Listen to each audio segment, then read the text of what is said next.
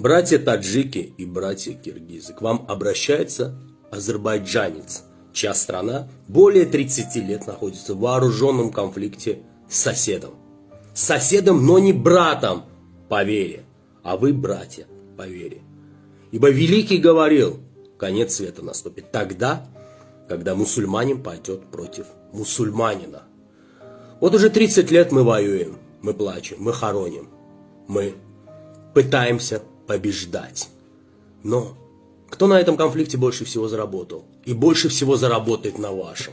Тот, кто продает оружие. Тот, кто поднимает рейтинг своих телеканалов.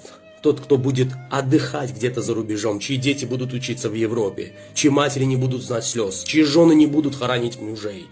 Вы только потеряете. Погасите это небольшое пламя сейчас, ибо потом будет гореть весь лес.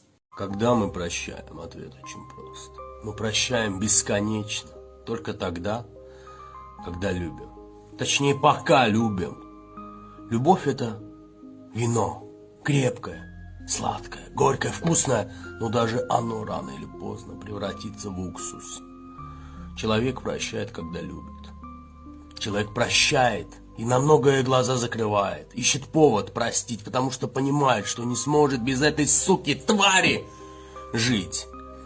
Но эти прощения мы где-то складываем на полочки, и рано или поздно эта полочка переполняется и рушит весь шкаф нашего с вами терпения. Ну что сказать? Прощайте, любите, думайте. Человеку свойственно ошибаться, человеку свойственно влюбляться, человеку свойственно просыпаться.